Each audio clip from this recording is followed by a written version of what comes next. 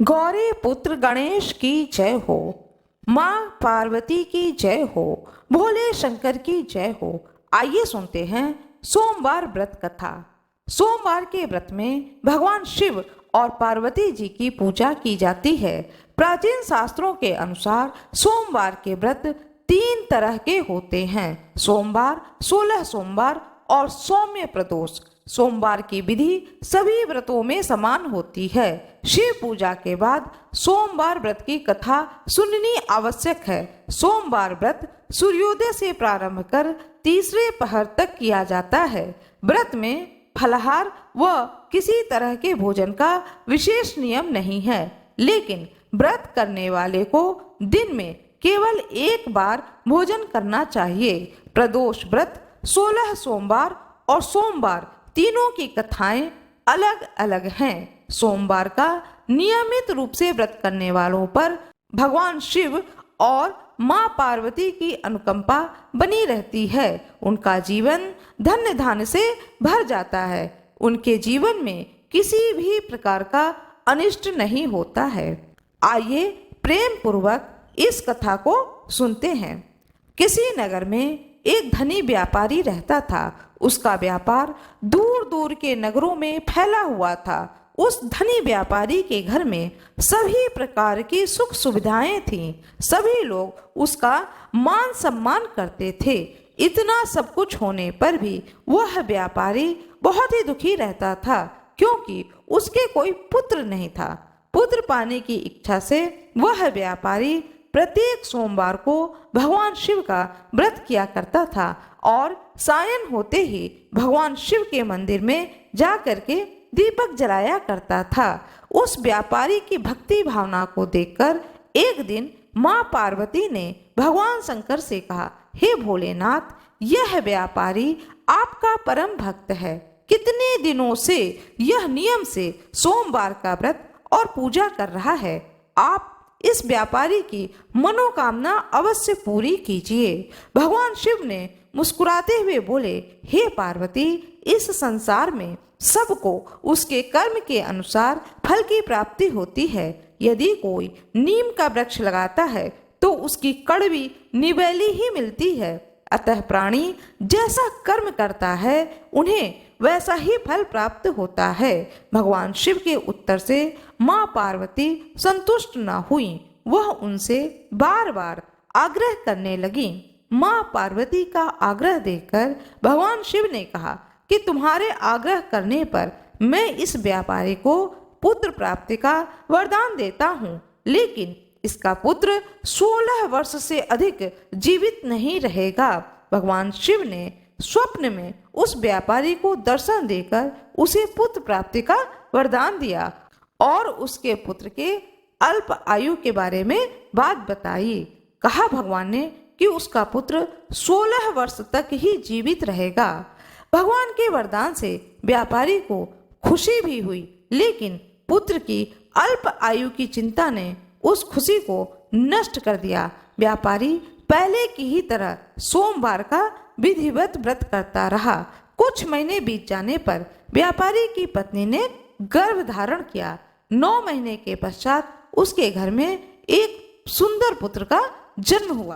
पुत्र जन्म से व्यापारी के घर में खुशियां भर गईं। बहुत धूमधाम से पुत्र जन्म का समारोह मनाया गया, लेकिन व्यापारी को पुत्र जन्म की अधिक खुशी नहीं हुई, क्योंकि उसे पुत्र की अल्प आयु का रहस्य पता था। व्यापारी ने पुत्र की अल्प आयु का रहस्य घर में किसी को नहीं बताया था। विद्वान ब्राह्मणों ने उस पुत्र का नाम अमर रखा। जब उस व्यापारी का पुत्र 16 वर्ष का होने वाला था, उसी समय उसकी शिक्षा के लिए उसे बनारस भेजने का व्यापारी ने निश्चय किया। व्यापारी ने अपने साले को बुलाया और बुलाकर कहा कि दीपचंद अमर को बनारस छोड़ आओ, यह वहां रह करके शिक्षा प्राप्त करेगा। व्यापारी ने दीपचंद को बहुत सा धन देकर अमर के साथ विदा कर दिया। रास्ते में जहां भी अमर और दीपचंद रात्रि में विश्राम के लिए ठहरते थे, वहीं यज्ञ करते थे और ब्राह्मणों को भोजन कराते थे। लंबी यात्रा के बाद अमर और दीपचंद एक बहुत ही बड़े नगर में पहुंचे। उस नगर के राजा की कन्या के विवाह की खुशी में पूरे नगर को खूब सजाया गया था। निश्चित समय पर बारात आ गई, लेकिन वर के एक आंख से काना होने के कारण वर का पिता बहुत ही चिंतित था। उसे इस बात का भय सता रहा था कि राजा को वर के काना होने का पता चलने पर कहीं वह विवाह से इनकार न कर दे।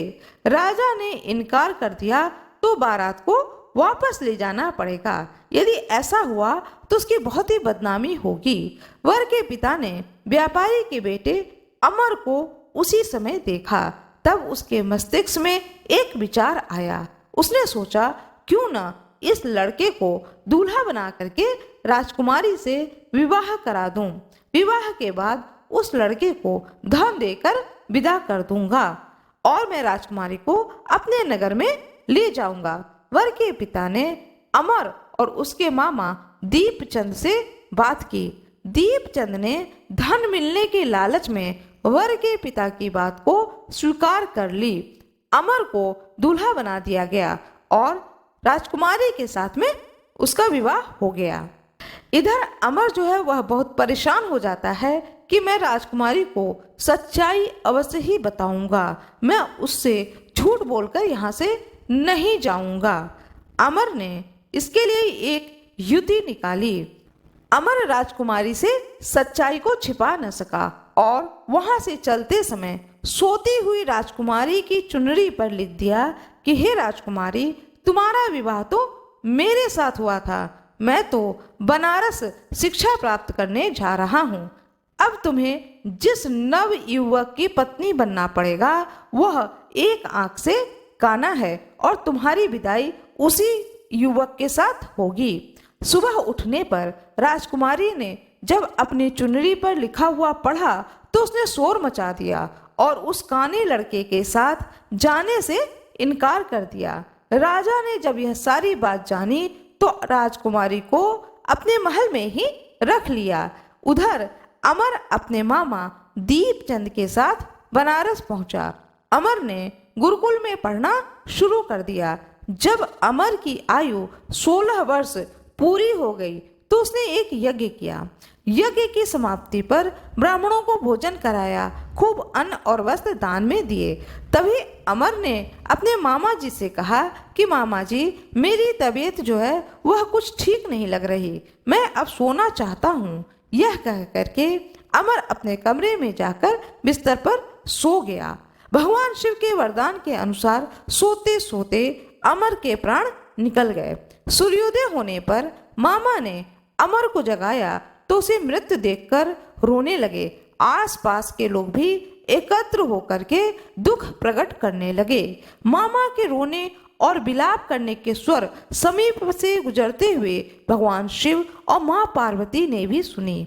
माँ पार्वती ने भगवान से कहा, हे प्राणनाथ, मुझसे यह रोने के स्वर सहन नहीं हो रहे, आप इस व्यक्ति के कष्ट अवश्य दूर करें। भगवान शिव ने माँ पार्वती के साथ अदृश्य रूप में समीप जाकर देखा तो माता पार्वती से कहे कि यह तो उसी व्यापारी का पुत्र है, मैंने इसे 16 वर्ष की आयु का वरदान दिया था, इसकी आयु पूरी हो गई और इसके प्राण निकल गए। माँ पार्वती ने शिव जी से प्रार्थना की कि हे प्राणनाथ, आप इस बालक को जीवित कर दें, नहीं तो इसके माता पिता पुत्र की मृत्यु के कारण रो रो करके अपने प्राणों का त्याग कर देंगे।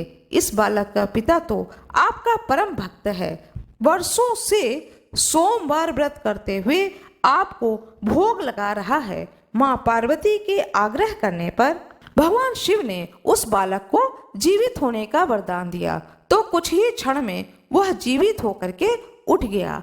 सारा वातावरण खुशियों से भर गया। शिक्षा का समापन करके अमर अपने मामा के साथ अपने नगर को चल दिया। चलते चलते दोनों उसी नगर में पहुंचे जहां पर अमर का विवाह हुआ था। उस नगर में भी अमर ने यज्ञ का आयोजन किया। समीप से गुजरते हुए नगर के राजा ने यज्ञ का आयोजन देखा। राजा ने अमर को तुरंत पहचान लिया। यज्ञ समाप्त होने पर राजा अमर और उसके मामा को महल में ले गए और कुछ दिन उन्हें महल में रखकर बहुत सा धन, वस्त्र आदि देकर राजकुमारी के साथ विदा किया। दीपचंद ने नगर में पहुंचते ही एक दूत को घर भेज करके आने की सूचना भेजी। अपने बेटे को जीवित वापस लौटने की सूचना से व्यापारी बहुत प्रसन्न हुआ। व्यापारी ने अपनी पत्नी के साथ अपने को एक कमरे में बंद कर रखा था। भूखे प्यासे रहकर व्यापारी और उसकी पत्नी बेटे की प्रतीक्षा कर रहे थे। उन्होंने प्रतिज्ञा कर रखी थी कि यदि उन्हें अपने बेटे की मृत्यु का समाचार मिला तो दोनों अपने प्राण त्याग देंगे। व्यापारी अपनी पत्नी और मित्रों के साथ नगर के द्वार पर पहुंचा। अपने बेटे के विवाह का समाचार सुन करके और पुत्र वधू राजकुमारी चंद्रिका को देखकर व्यापारी की खुशी का ठिकाना नहीं रहा। उसने अमर को छाती से लगाकर बहुत प्यार किया। उसी रात भगवान शिव ने स्वप्न में आकर कहा, हे सृष्टि, मैंने तेरे सोमवार के व्रत करने और कथा सुनने से प्रसन्न होकर के तेरे पुत्र को लंबी आयु प्रदान करी। व्यापारी बहुत प्रसन्न हुआ। जिस प्रकार से भगवान भोलेनाथ ने उस व्यापारी की सारी मनोकामनाओं की पूर्ति की, उसी प्रकार से भगवान भोलेनाथ अपने भक्त की सारी मनोकामनाओं की पूर्ति करें। भगवान भोले बाबा की जय हो। माता पार्वती की जय हो। राधे राधे। ओम नमः शिवाय। आज मैं आप लोगों को श्रावण मास का आध्यात्मिक महत्व के बारे में बताने जा रही हूँ। श्रावण मास का इतना अधिक महत्व हमारे शास्त्रों में क्यों बताया गया है, आइए जानते हैं। श्रावण अथवा सावन हिंदू पंचांग के अनुसार वर्ष का 5वां महीना, ईसवी कैलेंडर के अनुसार जुलाई या अगस्त माह में पड़ता है।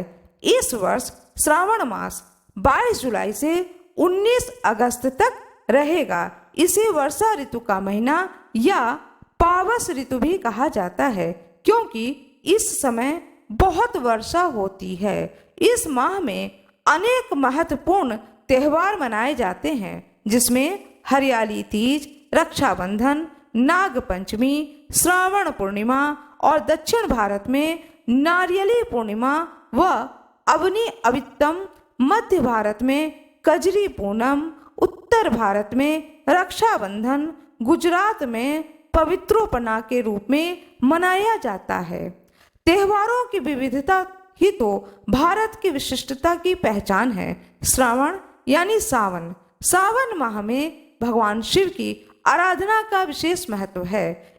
इस माह में पड़ने वाले सोमवार सावन के सोमवार कहे जाते हैं, जिसमें स्त्रियां तथा विशेष तौर से कुंवारी युवतियां भगवान शिव के निमित्त व्रत रखती हैं। महादेव को प्रिय है सावन का महीना। सावन माह के बारे में एक पौराणिक कथा है कि जब सनत कुमारों ने भगवान शिव से उन्हें सावन महीना प्रिय होने का कारण पूछा, तो भगवान भोलेनाथ ने कहा कि जब देवी सती ने अपने पिता दक्ष के घर में योग शक्ति से शरीर को त्याग दिया था, उससे पहले देवी सती ने महादेव को हर जन्म में पति के रूप में पाने का प्रण किया था। अपने दूसरे जन्म में देवी सती ने पार्वती के नाम से हिमाचल और रानी मैना के घर में पुत्री के रूप में जन्म लिया। पार्वती ने युवा अवस्था के सावन महीने में निराहार रहकर कठोर व्रत किया। भगवान शिव को प्रसन्न करके उनसे विवाह किया, जिसके बाद ही महादेव के लिए यह विशेष हो गया। इसके अतिरिक्त एक अन्य कथा के अनुसार मार्कंडे ऋषि के पुत्र मार्कंडे ने लंबी आयु के लिए सावन माह में ही घोर तप किया और भगवान शिव की कृपा से उन्होंने अपनी लंबी आयु प्राप्त करी और यमराज भी उनके सामने नतमस्तक हो गए। भगवान शिव को सावन का महीना प्रिय होने का एक अन्य कारण यह भी है कि भगवान शिव सावन के महीने में पृथ्वी पर अवतरित होकर अपने ससुराल गए थे और वहां उनका अर्ध और जल अभिषेक किया गया था। माना जाता है कि प्रत्येक वर्ष सावन माह में भगवान शिव अपने ससुराल आते हैं। भूलोक वासियों के लिए शिव कृपा पाने का यह उत्तम समय होता है। सावन माह में भगवान शिव की पूजा की जाती है। सावन मास में भगवान शंकर की पूजा उनके परिवार के सदस्यों के संग करनी चाहिए।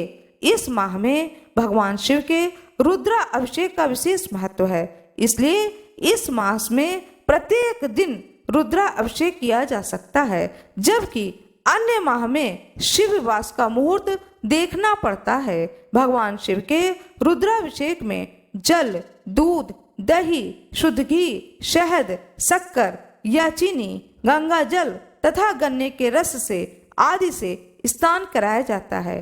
अभिषेक कराने के बाद बेलपत्र, समीपत्र, कुशा, दूब आदि से शिव जी को प्रसन्न करते हैं।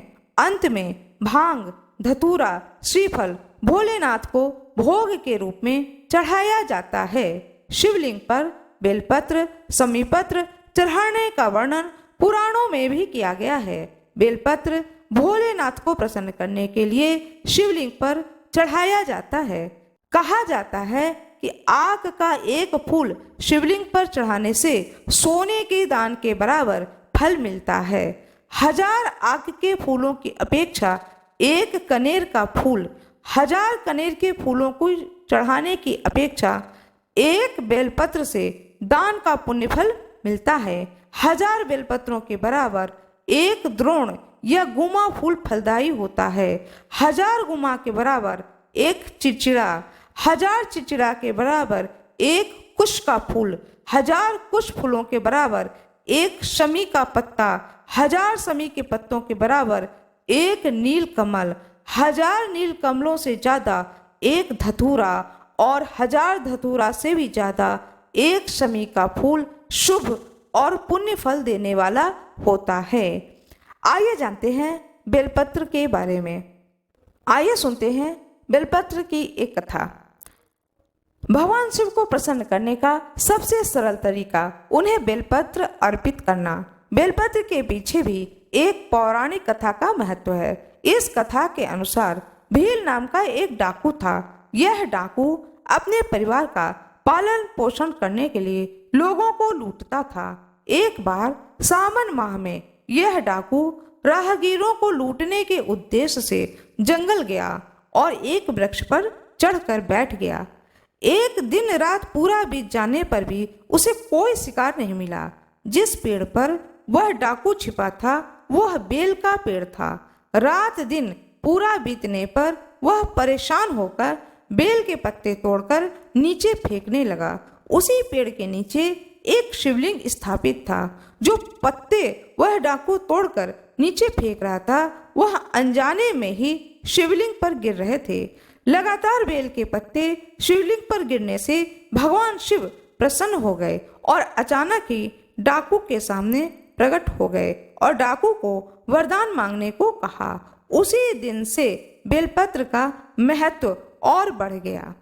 यह थी संपूर्ण जानकारी श्रावण मास के बारे में। आशा करती हूँ कि आप लोगों को यह जानकारी बहुत ही अच्छी लगी होगी। कृपया वीडियो को लाइक करिएगा, चैनल को सब्सक्राइब करिएगा, बेल आइकन दबाना ना भूलिएगा। आप लोगों का बहुत बहुत धन्यवाद।